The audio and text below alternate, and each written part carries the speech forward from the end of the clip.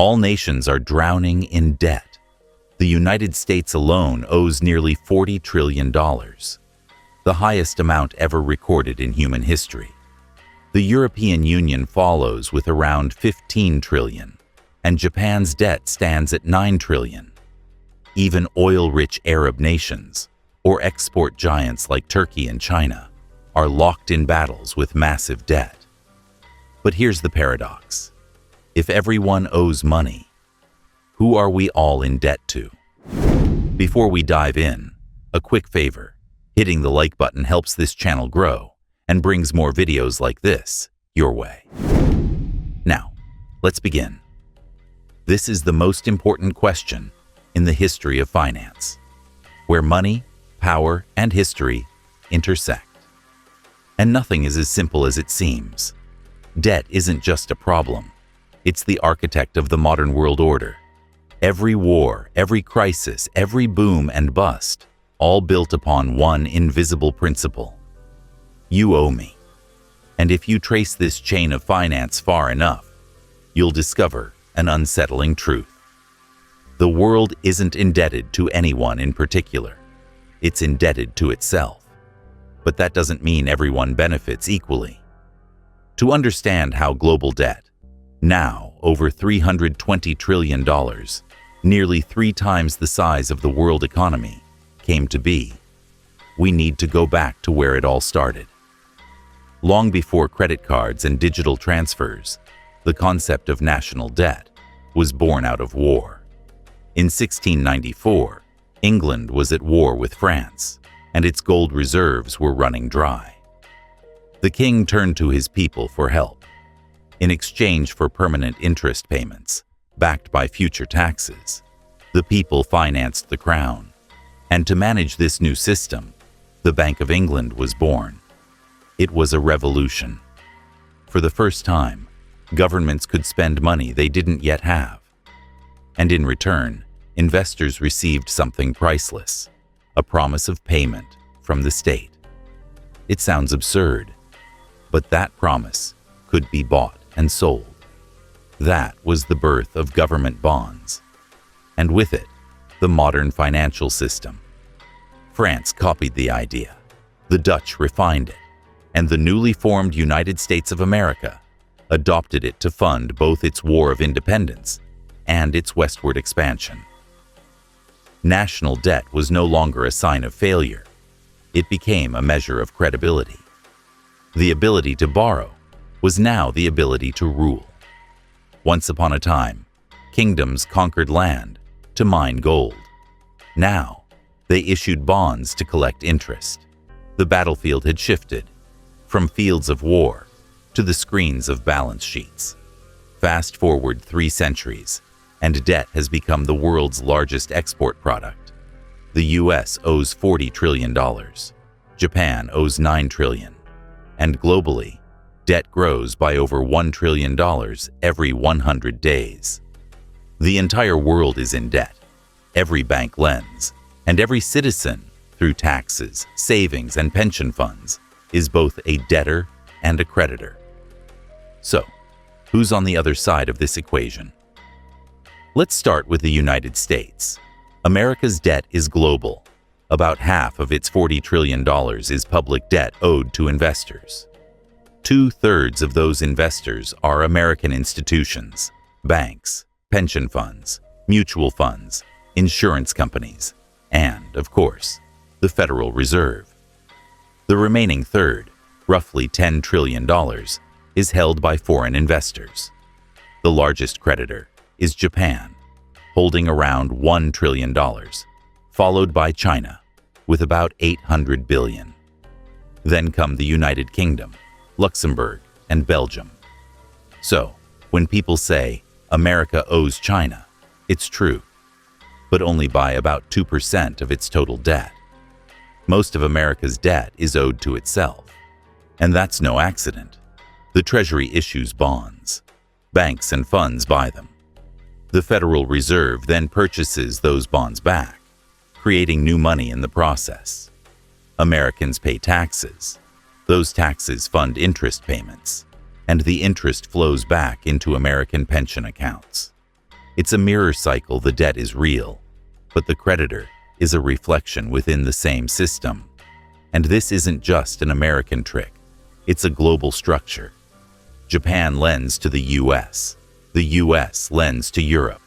Europe lends to developing nations.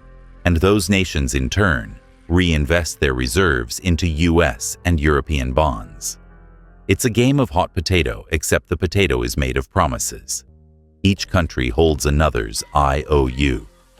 Each promise depends on yet another promise. It's like a poker table where everyone's borrowing from the next player. And the only rule is simple: don't leave the game. But behind it all lies the fourth and most powerful force: the markets. Behind every government bond stand hedge funds, pension funds, sovereign wealth funds, and central banks. These institutions control tens of trillions of dollars and define which nations borrow cheaply and which pay a painful price. Shake their confidence, and your currency collapses. Your government falls. Your economy can be rewritten overnight. Democracy decides who governs. But the markets decide who survives. And the modern kings of this system? Central banks. They don't just manage debt, they manufacture it. When the Federal Reserve or the European Central Bank buys government bonds, it creates new money in exchange. One side's asset becomes the other side's liability. Every dollar in circulation represents someone's debt somewhere. There is no such thing as money without debt.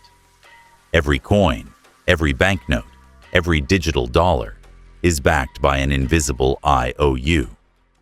And for decades, this system has run smoothly. As long as trust holds.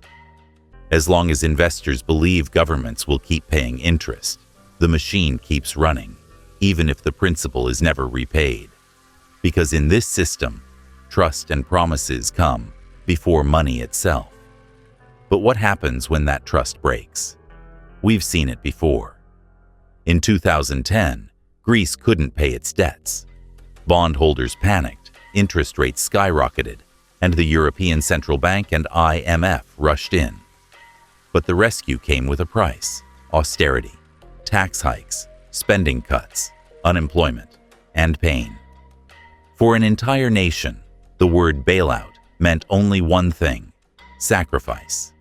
In Argentina, repeated defaults turned debt into a national curse. In Sri Lanka, when foreign reserves ran out, fuel shortages led to protests and political collapse.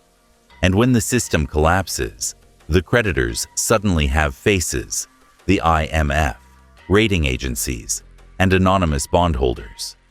Yet even after collapse, the cycle always restarts. New loans replace old ones. Old debts are restructured. The machine begins again. Same balance sheets, new names. As I said before, there's only one rule: never leave the table. Everything else resets. Heavier, tighter, more fragile. Because in the 21st century, debt isn't designed to be repaid. It's designed to be rolled over. That's part of the game. Governments never plan to repay their debts. Not really. It's not a conspiracy. It's policy. These debts also represent promises, political ones. Every loan carries a story to sell, a promise to renew.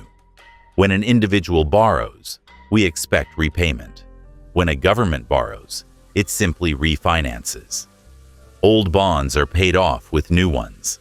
Economists call it rolling over debt. The real product isn't the principal, it's the interest. Interest is rent paid for stability, and the global economy is now addicted to that rent. Like a tuna fish that must keep swimming just to breathe, the system must keep borrowing just to survive. America will never repay its $40 trillion debt. It will roll it forward, again and again, growing larger every single day. Japan has done this for decades. Its debt has now exceeded 250% of its GDP, and yet its interest rates remain near zero. Investors don't expect repayment. They expect renewal. Why? Because sovereign debt is the world's most trusted form of collateral. A U.S. Treasury bond isn't seen as a liability. It's treated as an asset. Pension funds hold it. Banks use it as collateral. Central banks treat it as money itself. If governments were to suddenly pay off all their debt, the world would lose its most reliable financial instrument. And that alone could trigger the next collapse. If Washington tried to pay everything back, banks and funds would lose their safest asset. The supply of dollars would shrink dramatically, and the economy would implode. That's why governments do the opposite.